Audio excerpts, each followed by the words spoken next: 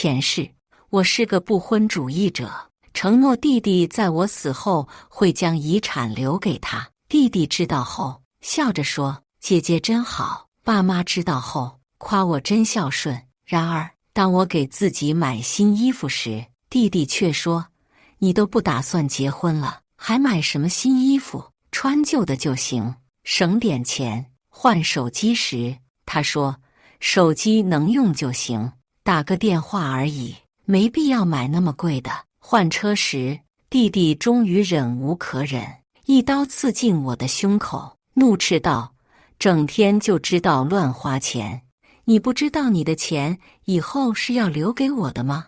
再次睁眼，我重生了。大家好，开始今天的分享之前，希望你能给人间烟火点个订阅，我将会分享更多优质的内容。妈，我知道了，我这就进去要钱，我可是他亲弟弟，他的钱不给我，还能给谁？听到门外传来弟弟说话的声音，我突然愣了一下，然后掐了一下自己的大腿，很疼，所以我这是重生了。上一世我是不婚主义，我想我就这么一个弟弟，等我死了，钱不留给他，还能给谁？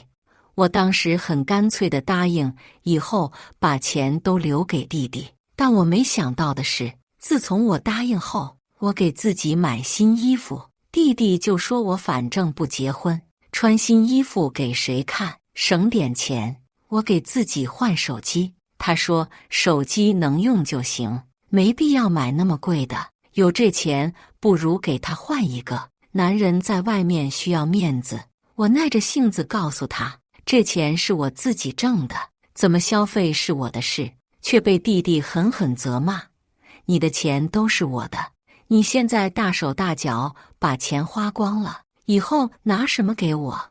你是不是就是嘴上说说，其实心里根本不想给？”我着实被弟弟的话惊得呆住了，完全没料到他竟会如此心安理得地妄图霸占我的一切。后来，当我相中一款新车，打算换车时，弟弟愤怒到了极点，一刀刺进我的胸口，怒骂道：“整天就知道胡乱花钱，你不知道你的钱以后是要给我的吗？”我被他刺死后，看到他笑着对我爸妈说：“早就该死了，正好这套房子我女朋友看上了，等甜甜和我结婚了，再给你们生个大胖孙子，你们就等着享福吧。”直到此时，我才明白，这显然是一场蓄意的谋害。弟弟的小女友说了，没有房子就不跟他结婚，而且弟弟因为赌博在外欠下了巨额高利贷，债主们已经放话，如果他再不还钱，就要让他断手断脚。弟弟为了我的钱，我的房子，就没想让我活着。我看着打开家门走进来的弟弟，他看见我时，语气中带着些许不耐烦地说道：“不是让你帮我把指纹录进去吗？你那密码太长了，我记都记不住。”见我坐在沙发上没说话，弟弟有些不耐烦地又说：“林蕊，我叫你呢。”傻了，我回过神来，紧紧地盯着弟弟。这是我的家，我想用什么密码就用什么密码，和你有什么关系？有本事你自己也去买套房子，你想设什么密码就设什么密码。我的语气很不友好，然后站起身走向厨房。弟弟跟了过来，伸出手说：“我最近都没发工资，没有生活费了，给我点钱。”我倒了一杯水，喝了一口，然后把杯子重重地放在旁边的岛台上。再抬头时，我语气平静地说：“没发工资就去问老板要啊，我又不是你的老板，他拿钱要去干什么？我心里一清二楚。还有，他根本就没有上班，又哪里来的工资？自从我的公司稳定下来，他就不再工作了，口口声声说要来帮我，结果上班第一天就嫌工作太累，直接甩手不干了。上一世的我就是太傻了，顾念着他是我的亲弟弟，只要他开口，我都会给，因为我曾经想过，小时候家里条件不好，大家都吃了很多苦，现在条件好了，自然不想让弟弟受委屈。可我没想到，我所珍视的亲情，在他眼中分文不值，他只想榨干我身上的每一分钱。他想要我的钱，我的车，我的房子，甚至我的命。这一世，我没有立刻转账，弟弟就站在旁边不肯离开。我问他，还有别的事吗？没事的话，我等会儿要出门了。我说我没有生活费了，你难道要看着我饿死吗？而我只是看了他一眼，然后把手一摊，说道：你是个成年人，有手有脚，没钱就自己想办法。我只是你姐姐，不是你的提款机。说完，我走进卧室，锁上了门。卧室门外，弟弟不停地敲门。他一开始叫我林蕊，后来又喊姐姐。因为我完全不理他，他就愤怒地喊回林蕊：林蕊，你还有没有人性？我都要饿死了，让你给点钱怎么了？我可是你的亲弟弟，你一个老女人，不结婚，没孩子，以后死了还不是要我给你收尸？你现在不给我钱花，以后小心我不给你收尸。狐狸尾巴还真是录得够快的。我不紧不慢地换好衣服，然后打开门出去，看到弟弟正坐在沙发上，翘起二郎腿。他见我出来，迅速站起身。我跟你讲，今天你要是不给我钱，我就死在你屋里，让你一辈子心里不舒服。要是我死了，爸妈肯定不会放过你。这是林霄的惯用伎俩。上一世他没钱的时候，一开始会好声好气地问我要钱，我一般都会给。后来次数多了，我劝他要合理消费时，他就会开始耍无赖，又哭又闹又上吊，以死相逼。然后爸妈就会出来打圆场，帮着弟弟说话，逼我一次又一次的给钱。而我每次都会心里有愧，觉得小时候家里穷，吃了很多苦，所以明知道他拿钱只是乱花，我还是会把钱给他。林霄拿起茶几上的水果刀，装作要割手腕的样子。厨房里的那把菜刀好像更锋利，你要不要试试？说完，我转身打开房门出去了。我知道林霄没拿到钱，肯定不会罢休。不出所料，当天下午，我人还在外面的时候，又接到了林霄的电话。他在电话里换了一种语气，说他知道错了。我没给他多说话的机会，直接挂断了电话。但让我没想到的是，等我回到家，打开门，就看到坐在客厅沙发上的林霄和他那娇柔的女朋友，还有在厨房忙碌做饭的爸妈。地上到处都是吃完的薯片袋子，茶几上还有刚打开的外卖袋子。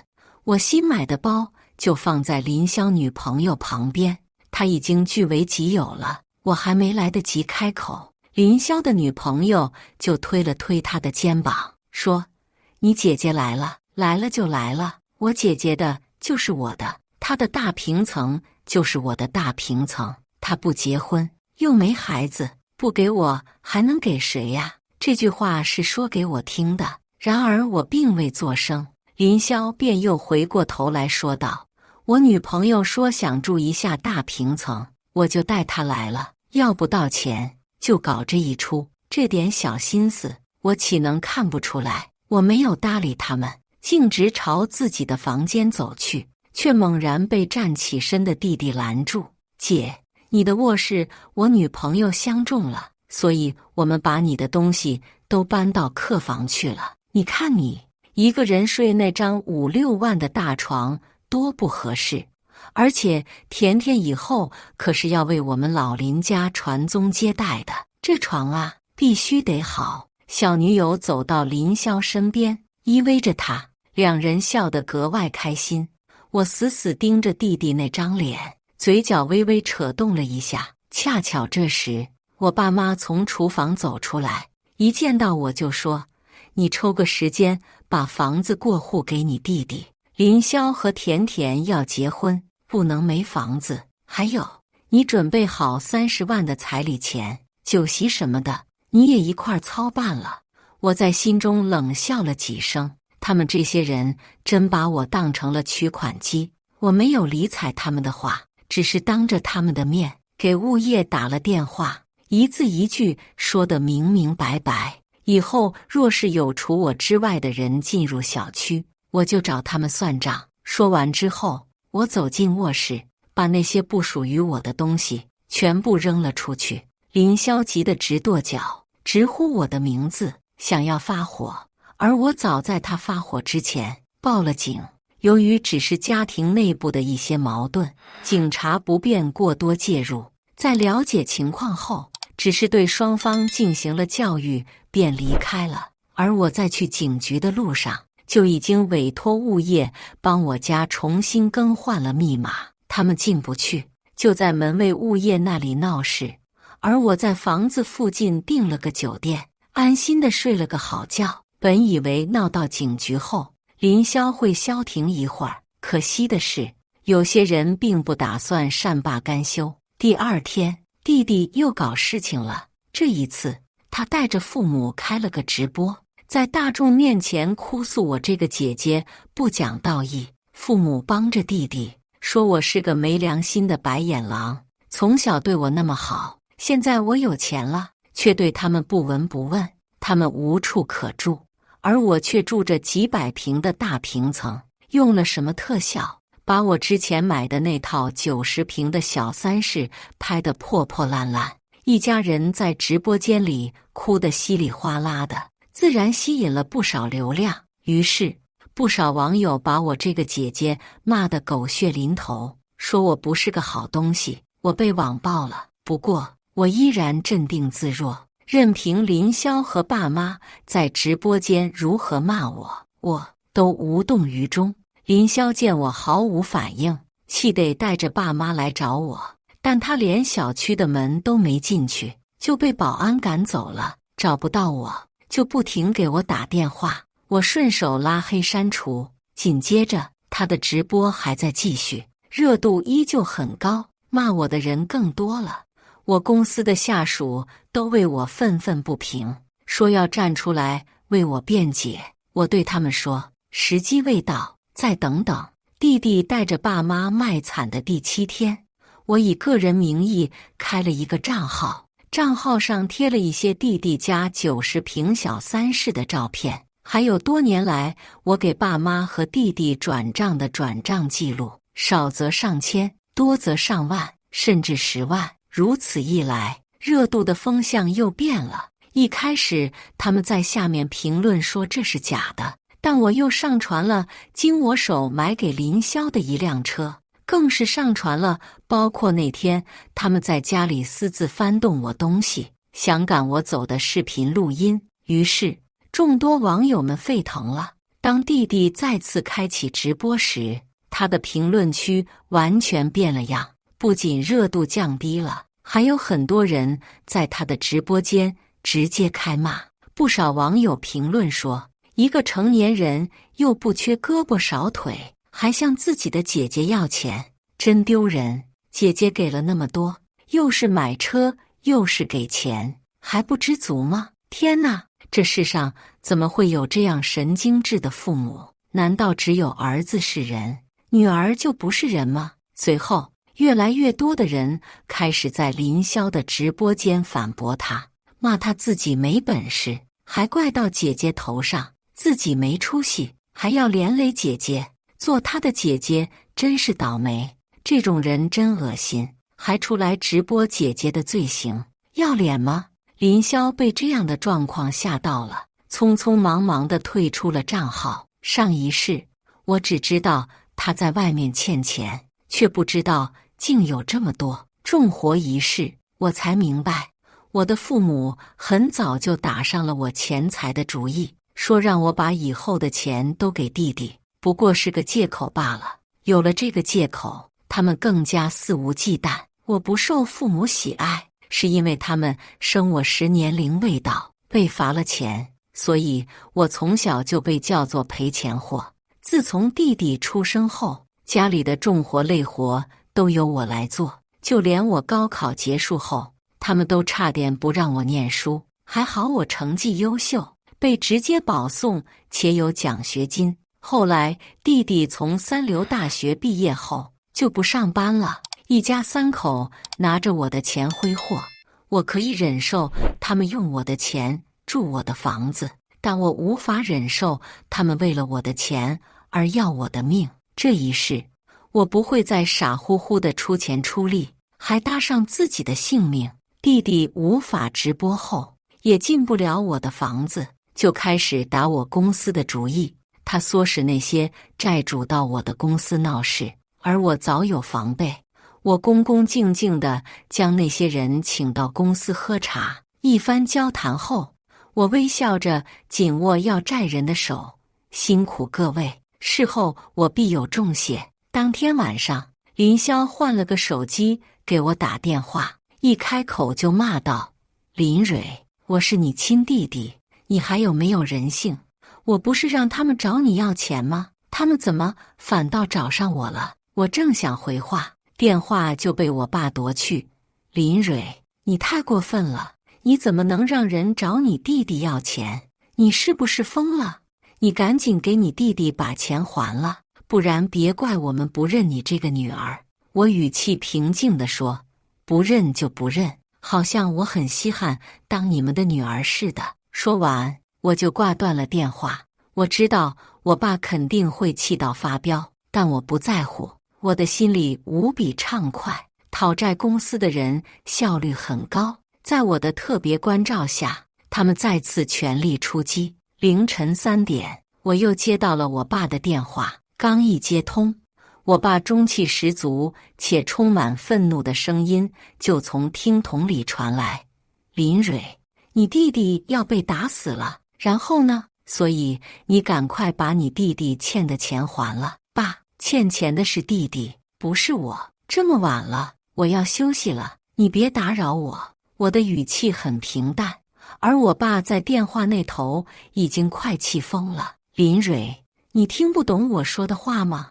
我说你弟弟快被要债的人打死了，你赶紧给钱。我爸言辞激烈，理直气壮，大有我不给钱就绝不罢休的架势。爸，既然你一定要我还这个钱，也不是不行，明天我就把你们住的那套房子卖了，给弟弟还债，你觉得怎么样？电话挂断，我继续戴上眼罩睡觉。然而第二天，手机上的那条消息却让我倒抽一口凉气。我没想到他们竟会如此愚蠢，他们担心我真的卖掉他们现在住的那套房子，居然烧毁了房产证。难道他们真的以为烧了房产证我就卖不了房子了吗？真是愚蠢至极。自从上次讨债公司的人来要过债后，我那个弟弟安静了几天，我父母也担心我卖掉房子，好几天都没给我打电话。我还以为他们会就此消停，然而就在我以为他们会识趣的时候，第二天一早，他们不知道从哪里得知我今天要去见客户。我那个弟弟和父母一起，在我去见客户的路上把我堵住了。父母拉着我的车门不肯松手，弟弟则躺在我的车前假装碰瓷。我锁上车门，坐在车里看着他们3个在车外像个小丑一样表演。他们以为这样就能难住我，但这种把戏我见多了。我挂上空挡，然后猛踩油门。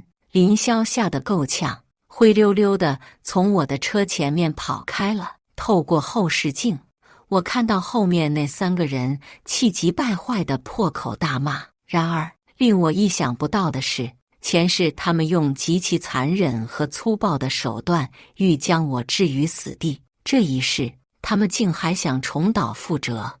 我见完客户回公司的途中，汽车的刹车突然失灵，要不是我反应迅速，及时转动方向盘，恐怕也难以逃脱死亡的命运。我被120送去医院的路上，立即给中介打电话，让他们帮忙把房子挂出去出售。随后我直接报警，因为我很清楚，如果不是有人故意动手脚，我的车不可能出现问题。我住院的当天晚上，弟弟带着父母在病房里演戏，一人一句地说着心疼我的话，实际上却是想方设法向我要钱。见我无动于衷，弟弟便破口大骂，还摔了病房里的热水瓶。离开时，还顺走了下午下属送来的水果篮。他们前脚刚走，护士就急匆匆地跑到我面前说：“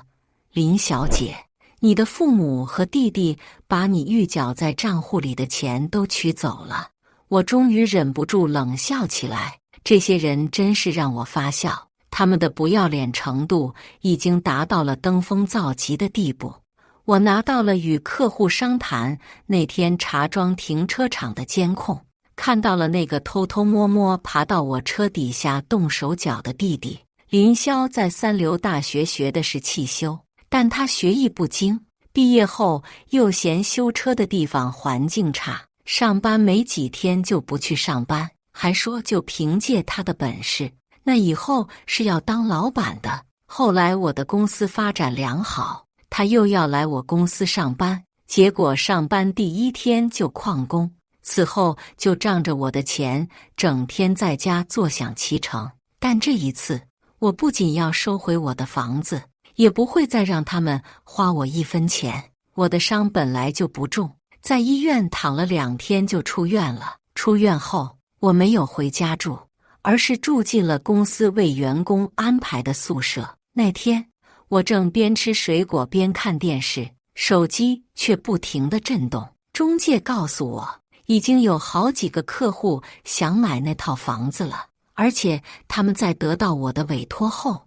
已经带人去看过房了。他们发现房子要被卖，到时候肯定会气得发疯。然而，我提前从医院出院，又没有回我自己的房子去住，他们自然无法找到我。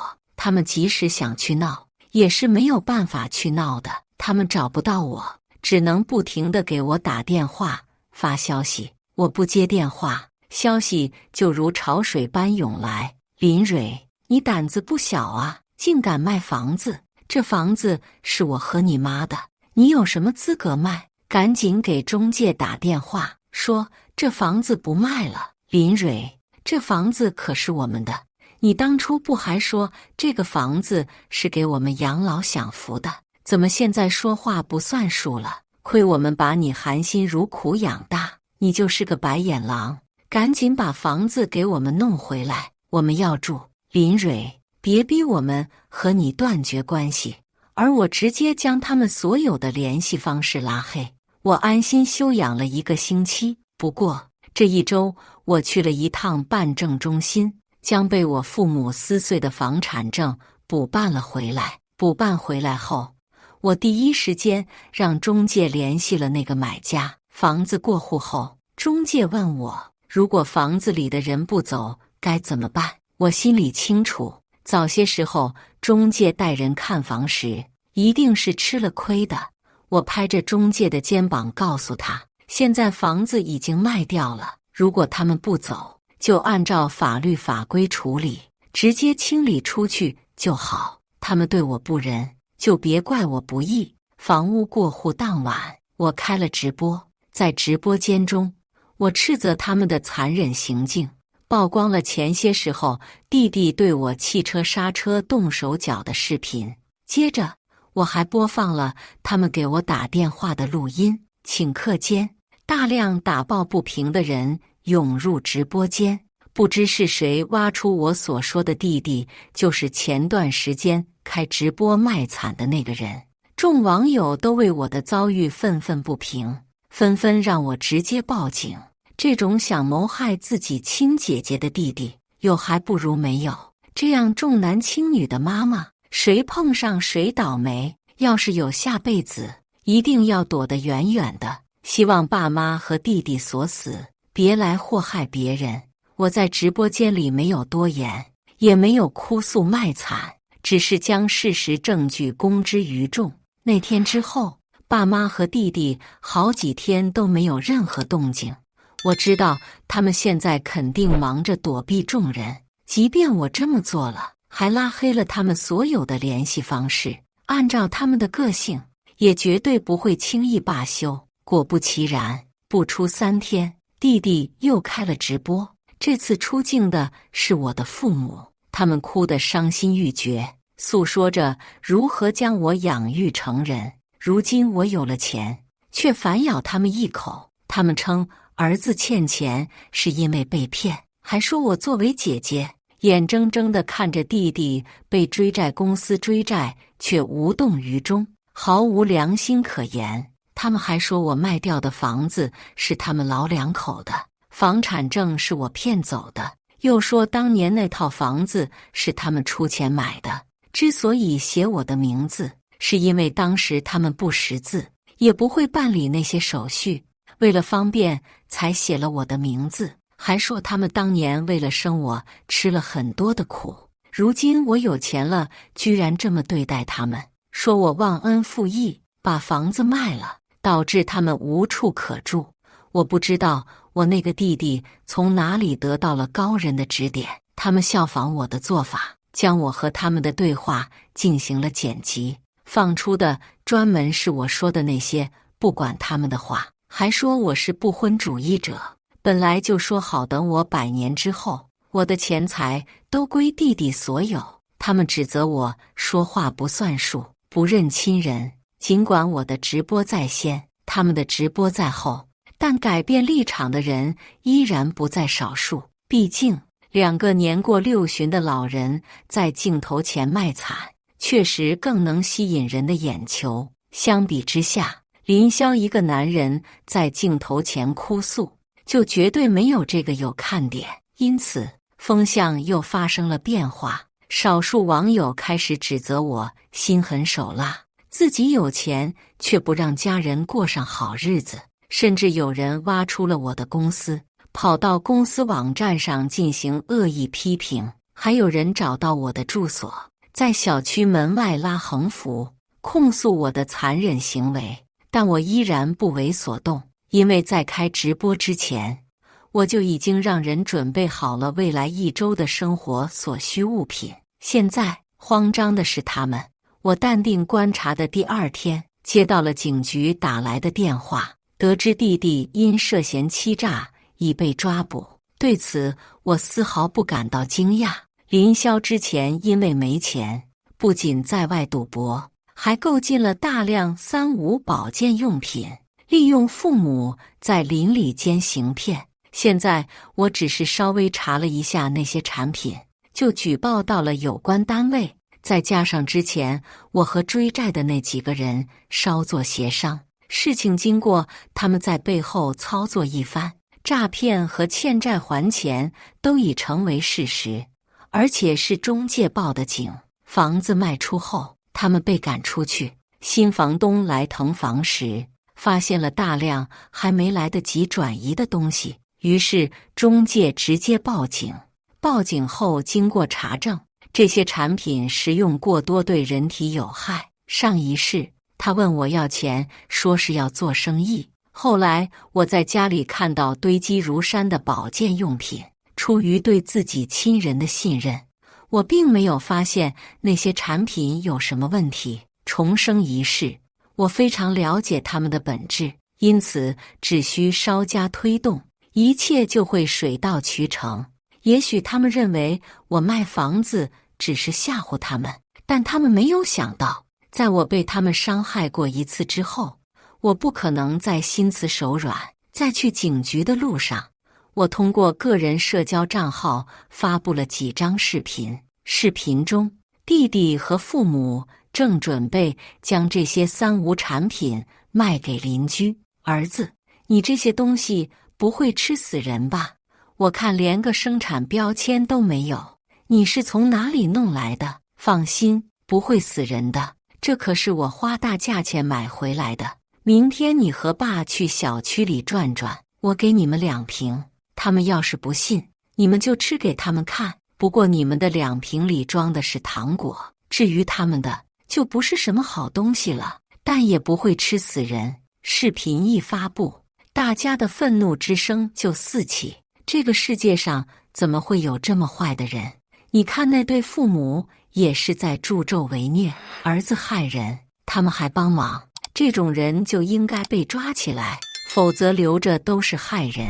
实际上，弟弟游手好闲并不是什么罪大恶极的事，但他利用这种不务正业的方式来赚取昧心钱，这种行为就极其恶劣了。弟弟倒卖三无产品的钱款都被查缴并没收，至于赌博欠下的债务，在有关部门的协调下，直接将老家的房子抵押了，而弟弟的社交媒体账号也早已被封号。更可笑的是，在出事后，弟弟的女朋友甜甜站出来指证弟弟在交往期间还骗了他的钱，送给他的包也是仿冒的，还利用他欺骗家中亲戚购买保健用品。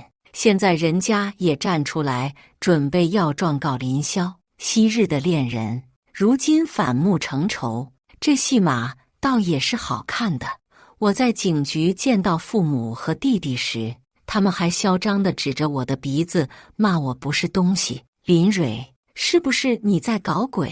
一定是你，我们可是你的家人啊，你怎么能这么坏？快点和警察说这都是误会，赶快放我们出去，我们可是你的家人，你怎么能这么做？坏？我坏吗？和他们上一世对我的残忍相比，我并不觉得自己坏，至少我给他们留了性命，可当初他们可是连我的命都没留。由于弟弟欺诈金额庞大，取证花费了较多时间，因此他们被拘留了很长一段时间。在后来的取证过程中，不断有人提供新的证据，按照这种情势发展，判刑的年数应该会增加。当然，这些都与我无关，他们自己种下的恶因，现在到了该偿还的时候了。所以说，善恶终有报，不是不报，时候未到。上一世，他们利用那些孤寡老人对产品的认知度不高，疯狂敛财。如今，他们自食恶果。这件事平息后，弟弟被判刑，父母被拘留教育后释放。但听说他们在这里待不下去，已经回老家了，而老家的房子早已被抵押出去，即使回去也无处可住。后来老家的亲戚告诉我，他们租了一间旧房子，拼命打零工来维持生计。起初老家的亲戚还对他们表示同情，想要帮助他们，但一听说他们过去骗了很多人，为了儿子坑害自己的女儿，大家都对他们避而远之。毕竟大家也都不是傻子，万一他们好心帮忙又被讹上，他们也是怕的呀。之后的事情我也不想再了结，不过后来我去了一趟监狱，弟弟面容憔悴，会面时他双手紧紧抓住栏杆，哭着求我放过他，说他知道错了。我笑着看着他，说道：知道错了又怎样？